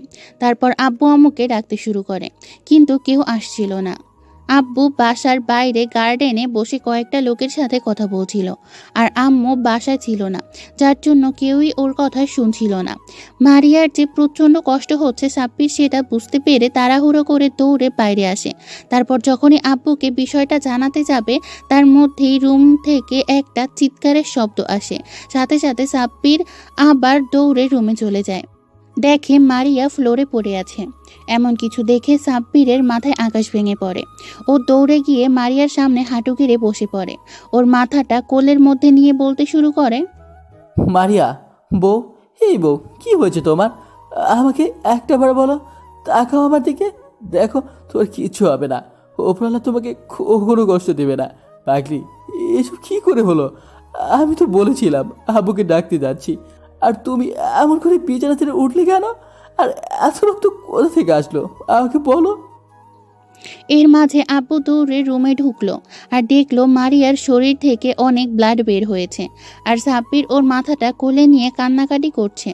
আব্বু বুঝতে পারে হয়তো মারিয়া পড়ে গেছে, তাই বলে, সাব্বির, মারিয়া মামুনির শরীর থেকে ব্লাড বের হচ্ছে, ওকে নিয়ে এখনই হসপিটালে যেতে হবে। আমি গাড়ি বের করছি, তুমি ওকে নিয়ে আসো। আব্বু কথাগুলো বলতেই তাড়াহুড়ো করে বেরিয়ে গেল। তখন সাব্বির মারিয়ার মুখে 2টা হাত দিয়ে বারবার ওর সাথে কথা বলার চেষ্টা করলো। তারপর হঠাৎ করেই ওর মনে হলো মারিয়ার শরীর থেকে ব্লাড বের হয়ে যাচ্ছে, ওকে এখনই হসপিটালে নিতে হবে। ভেবেই সাব্বির তাড়াহুড়ো করে মারিয়াকে কোলে তুলে নেয় আর বলতে শুরু করে, আমি আমার বাচ্চাটা কিচ্ছু হতে দেবো না। আমাকে বলো তোমার কষ্ট হচ্ছে, প্লিজ একটু কথা বলো আমার সাথে। তোমার কিছু হয়ে গেলে আমি কাকে নিয়ে বাঁচবো বলো? তুমি জানো আমি তোমাকে কতটা ভালোবাসি। প্লিজ আমাকে ছেড়ে যেও না কলিজা। সাব্বির কথাগুলো বলছিল আর ফুপিয়ে কান্না করে যাচ্ছে। সাব্বির মারিয়াকে নিয়ে বাসার বাইরে আসতেই দেখে আম্মু গাড়িতে উঠছে। এতক্ষণে হয়তো আব্বু আম্মুকে বিষয়টা জানিয়ে দিয়েছে। মারিয়া সেন্সলেস হয়ে গেছে অনেক আগেই। সাব্বির মারিয়াকে নিয়ে গাড়িতে উঠে বসে। তারপর আধ ঘন্টার মধ্যে হসপিটালে চলে আসে। হসপিটালে আসার আগে আব্বু ফোন করে সবটা রেডি করে রেখেছে। কয়েকজন নার্স একটা স্ট্রেচার সাব্বিরের সামনে আনতেই ও পাগলিটাকে শুয়ে দেয়। তারপর মুখের 2 পাশে হাত দিয়ে বলতে শুরু করে, পাগলি বউ তাকাও আমার দিকে, দেখো কিচ্ছু হবে না। মারিয়া আর কথা বলার মতো অবস্থাতে নেই। ওর শরীর থেকে প্রচণ্ড ব্লাড বেরিয়ে যাচ্ছে। নার্স ওকে নিয়ে অপারেশন থিয়েটারে ঢুকে গেল। এর মাঝে কয়েকজন মেয়ে ডাক্তার আসে। তখন সাব্বির ডাক্তারগুলোর সামনে গিয়ে বলতে শুরু করে, ম্যাম প্লিজ কোনো পুরুষ ডক্টর যেন আমার ওয়াইফের অপারেশন থিয়েটারে না থাকে প্লিজ। ও অনেকবার করে আমাকে কথাটা বলেছিল, প্লিজ আপনারা একটু দেখবেন। আমি জানি এই কথাটা এই মুহূর্তে বলা ঠিক না, কিন্তু আমি ওর কোনো কথাই ফেলি না। ওকে অনেক বেশি ভালোবাসি। যদি জ্ঞান ফেরার পর পাগড়িটা এমন কিছু জানতে পারে তাহলে অনেক বেশি কষ্ট পাবে আমার থেকে। আমি চাই না ওর কষ্ট হোক। প্লিজ আপনারা একটু দেখেন। আপনি টেনশন করবেন না, আপনার আব্বু আমাকে সবই বলে রেখেছেন। আমরা কয়েকজন মেয়ে সদস্য নিয়ে একটা টিম গঠন করছি। আমরা অনেক সেফটি নিয়ে অপারেশনটা করার চেষ্টা করব। আপনি উপরওয়ালাকে ডাকুন, উনি ঠিক আপনার স্ত্রীকে ফিরিয়ে দেবেন। আপনি কান্নাকাটি করবেন না প্লিজ। কথাগুলো বলেই ডাক্তারগুলো চলে গেল। সাব্বির আবারও ফুপিয়ে কান্না করে উঠল। তখন আব্বু বলল, পাগলামি করো না আব্বু, কিচ্ছু হয়নি তোমার পাগলির। উপরওয়ালার হয়তো আমাদের পরীক্ষা নিচ্ছেন, এই জন্য এরকমটা করেছে। তুমি কান্নাকাটি করো না, সব ঠিক হয়ে যাবে। সাব্বিরকে কেউ কোনোভাবেই শান্ত করতে পারছে না। তো আধ ঘন্টা পর ডক্টর ফিরে আসে।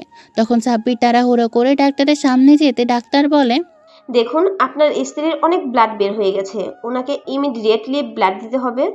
ওর ব্লাডের সাথে আমার ব্লাড ম্যাচ করে। প্লিজ আপনি আমার শরীরটা থেকে সব রক্ত নিয়ে নিন, তারপরেও আমার পাগলিটার যেন কিছু না হয়। 2 ব্যাগ ব্লাড লাগবে, কিন্তু আপনার থেকে আমরা 1 ব্যাগ নিতে পারবো। ডক্টর, আমার রক্তের গ্রুপের সাথে ওদের রক্তের গ্রুপ ম্যাচ করে। আপনি টেনশন করবেন না, যত রক্ত লাগে লাগুক, তারপরও যেন আমাদের মেয়ের কষ্ট না হয়।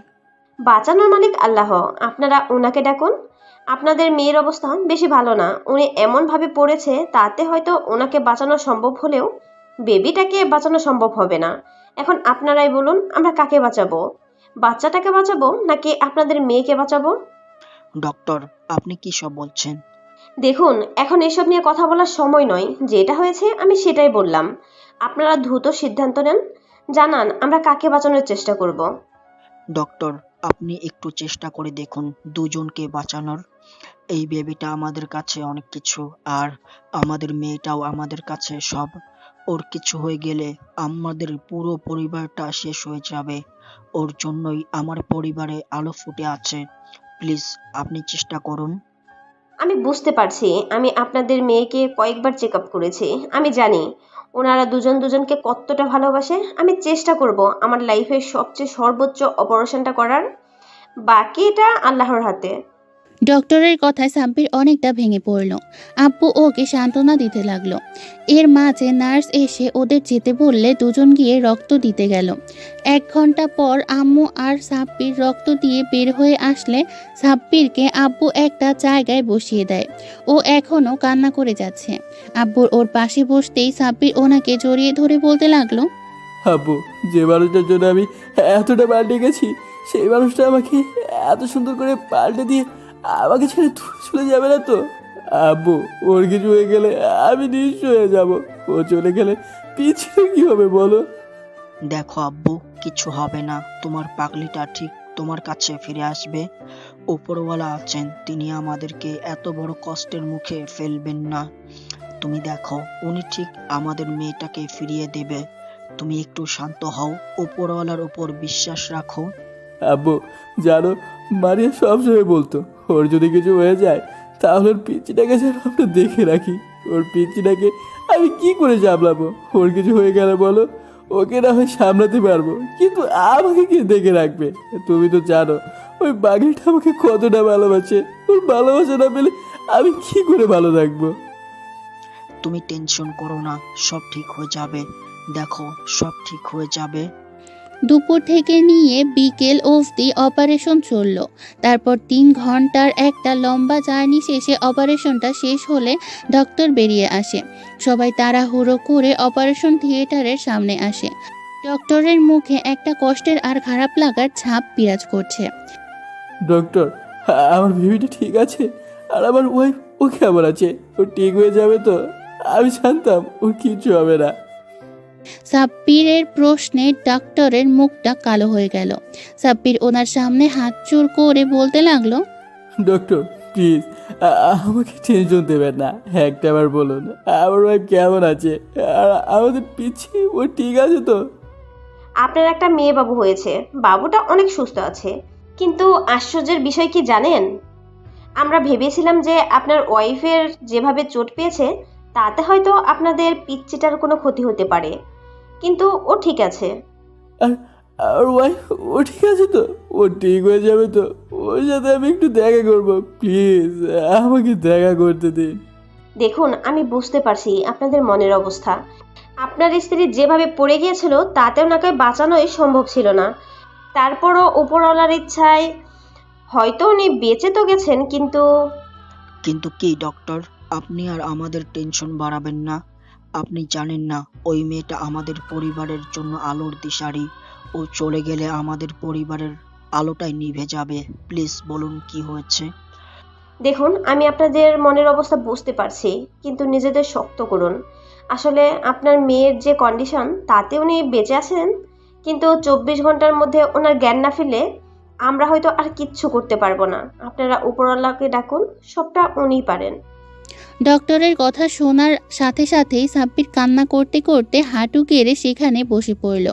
আব্বু ওকে উঠিয়ে বুকের সাথে জড়িয়ে নিয়ে বলতে লাগলো, সাব্বির, পাগলামি করো না, কিচ্ছু হবে না।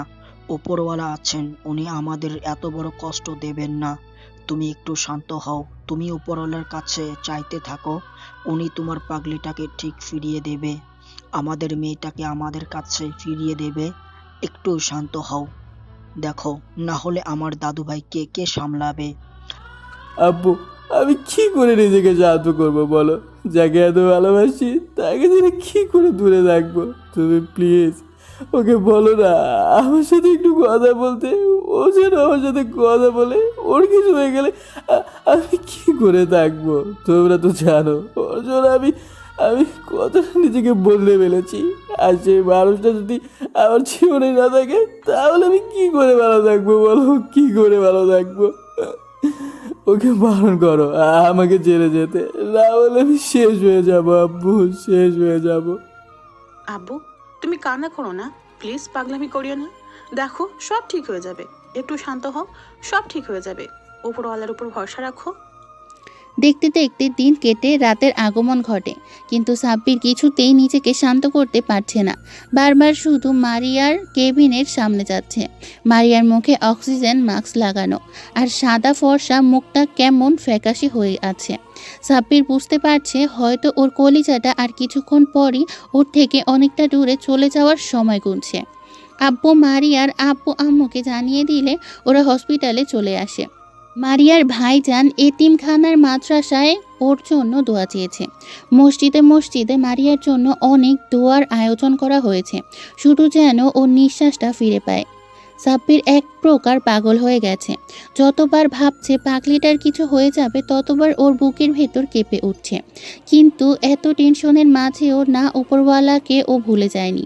প্রতি ওয়াক্তে নামাজ পড়ে পাগলিটার জন্য দোয়া করেছে, কান্না করে করে বলেছে আল্লাহ যেন ওকে ফিরিয়ে দেয়।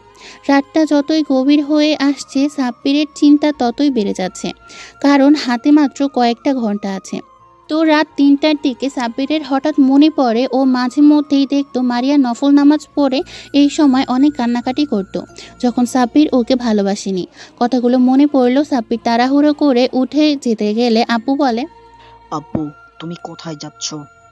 আব্বু, আমি কোথাও যাচ্ছি না। আমার খোদা দরবারে আমি হাত তুলে আমার বাকিটার পান ভিক্ষে চাইতে যাচ্ছি।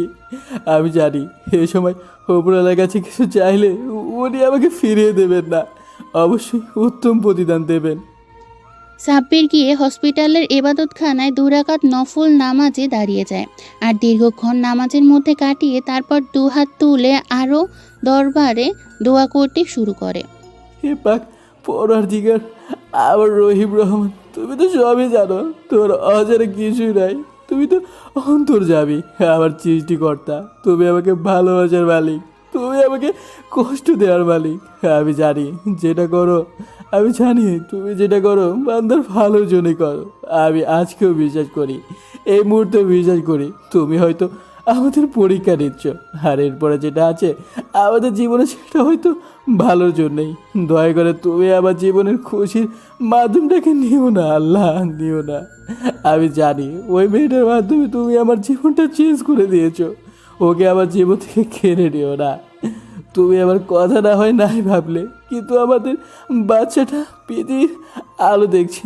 ও যদি ওর মায়ের বুকে দুধ পান না করতে পারে, তার ভালোবাসা না পায়, তাহলে কি করে বাঁচবে? সবসময় ও তোমার কাছে অভিযোগ করে যাবে তুমি ওর আম্মুকে কেড়ে নিয়েছো। দয়া করে ওর আম্মুকে ওর কাছে ফিরিয়ে দাও। তুমি আমার পাড়ের বিনিময় হলে ওকে ফিরিয়ে দাও, ফিরিয়ে দাও। ওকে এত বড় শাস্তি দিও না। ওর বেবিটার মুখটা একটাবার ওকে দেখার জন্য হলেও সুযোগ করে দাও। আমি সারা জীবনে তোমার অনেক আদেশ নিষেধ অমান্য করেছি, তারপরে যখন ওই মেয়েটা আমার জীবনে এসেছে তারপর থেকে আমি তোমার সব কথা মেনে চলার চেষ্টা করেছি। ও আবার অন্ধকার পথে আলোর রোশনি হয়ে আসছিল তোমার ইজারায়। সেই রশ্মিটাকে তুমি কেড়ে নিও না আল্লাহ, কেড়ে নিও না। আমার কলেজাটাকে ফিরিয়ে দাও, ফিরিয়ে দাও। তুমি তো জানো আমি আমি তোমার দেন নিয়ামত হিসেবে ওকে পেয়েছি। ওকে আমার জীবন থেকে সরিয়ে দিও না, আমাকে একটু দয়া করো। আমি জীবনে আর কখনো কিছু চাইবো না। তুমি যতক্ষণ অবধি আমাকে আমার পাগলিটার কাছে ফিরিয়ে না দেবে, আমার ভালোবাসাটাকে আমাকে ফিরিয়ে না দেবে, ততক্ষণ আমি এই সেজদা থেকে উঠবো না। কথাগুলো বলে সাব্বির আবার সেজদায় পড়ে কান্নাকাটি করতে লাগলো। একটা সময় সেজদারত অবস্থাতে জায়নামাজে ঘুমিয়ে পড়ে। একটু পর ফজরের আজান ধ্বনি হতেই সাব্বির ঘুমটা ভেঙে যায়। তাড়াহুড়ো করে উঠে আবারও ফজরের নামাজটা পড়ে নেয়। এত প্রেশারের মধ্যেও সাব্বির ওর আল্লাহকে ভুলে যায়নি। আজকে সারা পৃথিবীর আকাশ বাতাসও যেন চাইছে মারিয়ার জ্ঞান ফিরে আসুক। এর মাঝে আম্মু তাড়াহুড়ো করে সেখানে আসে, দেখে সাব্বির মোনাজাতে হাত তুলে কান্নাকাটি করছে। আম্মু দূরে দাঁড়িয়ে রইল। সাব্বিরের কান্না দেখে আম্মুর 2 চোখ দিয়ে অনবরত পানি পড়ে যাচ্ছে। এত টেনশনের মধ্যেও যে তাদের ছেলে উপরওয়ালাকে ভুলে যায়নি সেটা ভাবতে আম্মুর অবাক লাগছে। আম্মু ছেলের এরকম পরিবর্তন নিজের চোখে দেখেই আল্লাহর কাছে প্রাণ ভরে দোয়া করল, যেন ওর মনের আশাটা পূরণ হয়। ওনাদের মেয়েটাকে যেন আল্লাহর খুব শীঘ্রই সুস্থ করে দেয়। এর মাঝেই আব্বু রুমের সামনে আসে। সাব্বির মোনাজাত শেষ হতেই আব্বু আম্মুর দিকে নজর পড়ল। ওদের এমন করে তাকিয়ে থাকতে দেখে সাব্বিরের বুকটা কেঁপে উঠল। তখন আব্বু হাসি মুখে বলতে লাগলো, এই পাগল ছেলে, তুমি ভয় পাচ্ছ কেন? কিচ্ছু হয়নি তোমার পাগলিটার। দেখো, তুমি বলেছিলে না উপরওয়ালার কাছে মধ্যরাতে নামাজ পড়ে মোনাজাতে হাত তুলে চাইলে তিনি কাউকে ফিরিয়ে দেন না। তোমার পাগলিটাও তিনি এত তাড়াতাড়ি আমাদের থেকে নিয়ে নেননি। আর ওই পিচ্চিটার কি হতো? তাই ঠিকই ওকে আমাদের কাছে ফিরিয়ে দিয়েছে। তোমার কথাটা আল্লাহ ফেলে দিতে পারেনি। তোমার চোখের পানি বিফলে যায়নি। দেখো গিয়ে তোমাকে বদলে দেওয়া মানুষটা এখন কত হাসি খুশি ভাবে তার বাচ্চার সাথে খেলা করছে। আব্বুর কথা শুনে সাব্বির দৌড়ে রুমে থেকে বেরিয়ে গেল। তারপর তাড়াহুড়ো করে মারিয়ার কেবিনে ঢুকেই দেখলো মারিয়ার পাশে ওদের পিচ্চিটা শুয়ে আছে।